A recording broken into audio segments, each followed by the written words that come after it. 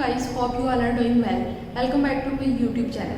तो आज हम बात करेंगे एमबीबीएस इन रशिया के बारे में। इसमें बहुत सारी वीडियोस में पहले भी बना चुकी हूँ, लेकिन मज़ीद कुछ ना कुछ क्वेरीज रह जाती हैं, जिसकी वजह से हमें स्टूडेंट्स की बार बार मैसेज आते हैं कि मैम हमें ये बताएं, हमारे ये वाले क्वेश्चन हैं, ये वाले क्वेश्चन हैं। तो कुछ क्वेश्चन आज हमें क्लियर करने लगी हूँ, जिसके अंदर सबसे पहले मैं आपके साथ बात करूँगी डॉक्यूमेंट्स की लिस्ट की और रिक्वायरमेंट क्या है रशिया में एमबीबीएस करने के लिए।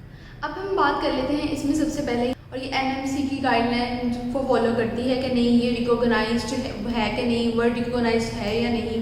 रशिया की जो यूनिवर्सिटीज़ हैं वो टॉप 100 यूनिवर्सिटीज़ जो एमबीबीएस की हैं दुनिया में, उसमें वो उनका लिस्ट में नाम आता है कि नहीं। ये सारी जो रिक्वायरमेंट्स और डॉक्यूमेंट्स कौन कौन से चाहिए और कुछ से कितनी एलिजिबिलिटी क्राइटेरिया होना चाहिए। तो सबसे पहले इसके अंदर बात कर लेते हैं हम कि एनएमसी की ये गाइडलाइन को फॉलो करती है कि नहीं। रशिया की जितनी भी यूनिवर्सिटीज़ हैं, 100 यूनिवर्सिटीज़ जो वर्ल्ड रैंकिंग में आती हैं एमबीबीएस के लिए हवाले से, उसमें रशिया की यूनिवर्सिटीज़ फर्स्ट 30 यूनिवर्सिटीज़ रशिया की जो हैं वो उसमें इंक्लूड है। 30 यूनिवर्सिटीज़ रशिया की उसमें इंक्लूड हैं, जो कि एमबीबीएस के हवाले से बहुत अच्छे रैंकिंग में जा रही है।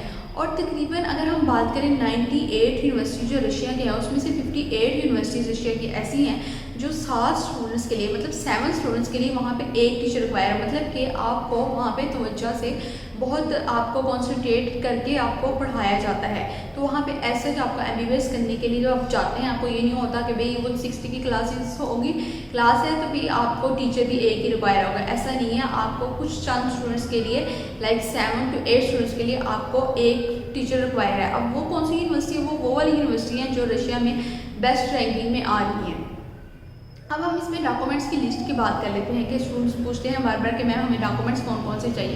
तो जब हम डॉक्यूमेंट्स की लिस्ट की इसके अंदर बात करेंगे तो डॉक्यूमेंट्स इसमें सबसे पहले तो आपका एफएससी का रिजल्ट कार्ड होगा, मैट्रिक का रिजल्ट कार्ड होगा और आपका सर्टिफिकेट होगा जहाँ से आपने एफएससी की है। अब इसमें एलिजिबिलिटी क्राइटेरिया में आ जाता है कि 50% आपको मार्क्स चाहिए एमबीबीएस में एडमिशन लेने के लिए। 50% मार्क्स ये नहीं कि आपके ओवरऑल 50% मार्क्स होने चाहिए, आपके फिजिक्स, केमिस्ट्री और आपके बायो में 50% मार्क्स होने चाहिए।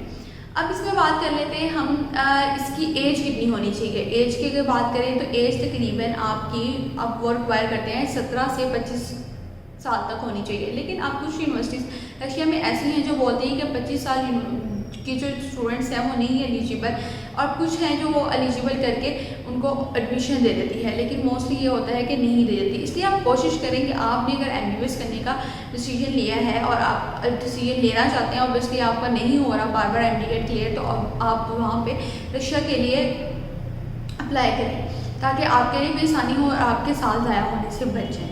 अब इसमें हम इनटेक की बात कर लेते हैं। मोस्टली इनटेक यहाँ पे सितंबर इनटेक होती है, इसमें सितंबर में एडमिशन स्टार्ट हो जाते हैं।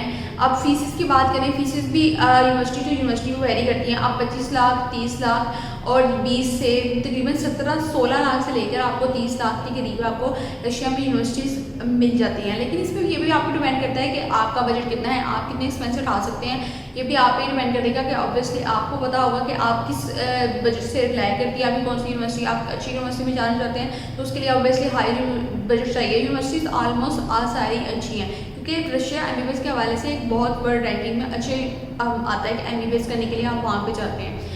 तो ऑब्वियसली ये आप पे डिपेंड करता है कि आप कौन सी यूनिवर्सिटी में एडमिशन लेते हैं।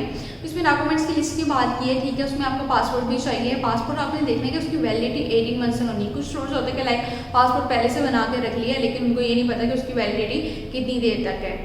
अब हम इसके अंदर बात कर लेते हैं। इसमें आपकी CNSE चाहिए। अगर आपका CNSE नहीं बना हुआ, लाइक आप 17 ईयर के, अभी 18 ईयर के, आप CNSE नहीं बना, आपका जो बे फॉर्म है, जो भी है आपका आइडेंटिटी कार्ड अपना, वो साथ आप लेंगे तो उसके बेस पे भी अप्लाई हो सकता है। रशिया का मतलब मोस्ट स्टूडेंट्स पूछते हैं कि रशिया का इन्वायरमेंट कैसा है। रशिया का इन्वायरमेंट बहुत फ्रेंडली है। वहाँ के जो स्टूडेंट्स हैं वो फॉरेन स्टूडेंट्स हैं, मोस्टली 70% वहाँ पे फॉरेन स्टूडेंट्स हैं जो एमबीबीएस के लिए आते हैं। तो वहाँ पे ऑब्वियसली आप घर से बाहर आए हुए हैं तो सारों के साथ आपकी अटैचमेंट हो जाती है। वहाँ पे ऐसे जैसा कोई मसला नहीं होता। और जो स्टैंडर्ड ऑफ एजुकेशन है वो भी अच्छा है, क्वालिटी ऑफ एजुकेशन वहाँ पे बहुत अच्छी है, जिसकी वजह से स्टूडेंट्स को वहाँ पे जाना आसानी होती है। अब यहाँ पर स्टूडेंट पूछते हैं कि हमें मेडिकल सर्टिफिकेट के लिए कौन से वाला मेडिकल टेस्ट करवाना पड़ेगा। तो रशिया आपसे रिक्वायर करता है HIV टेस्ट आपसे रिक्वायर करता है। आप किसी भी अपने नियरली DHQ से आपने वो HIV टेस्ट करवा सकते हैं। अब इसमें बाकी अब जो अदर डॉक्यूमेंट्स उसकी बात करें तो उसमें बैंक स्टेटमेंट होती है, आपकी पुलिस क्लियरेंस सर्टिफिकेट हो गया, आपका मेडिकल इंश्योरेंस हो गया, आपका ट्रैवल इंश्योरेंस हो गया।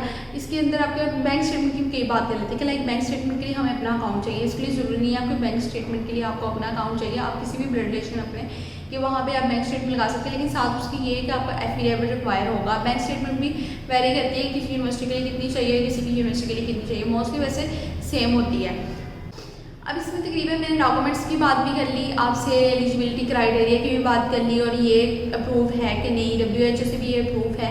और इसके अलावा ये ओवरऑल प्रोसीजर मैंने आपको बता दी, ये 2024 और 2025 के लिए। और इसकी इनटेक का मंथ भूलिएगा, सितंबर इनटेक है, तो इसके लिए आप जल्दी से अगर अभी अप्लाई करेंगे तो 1 to 2 मंथ्स का जो भी प्रोसेस है वो आपका जल्दी कंप्लीट होगा। तो इसके लिए आपके लिए फ़ायदा होगा कि आप जल्दी अपने एडमिशन के लिए जा सकते हैं और आपका प्रोसेस जल्दी प्रोसीड कर सकता है। Thank you. Subscribe for more videos.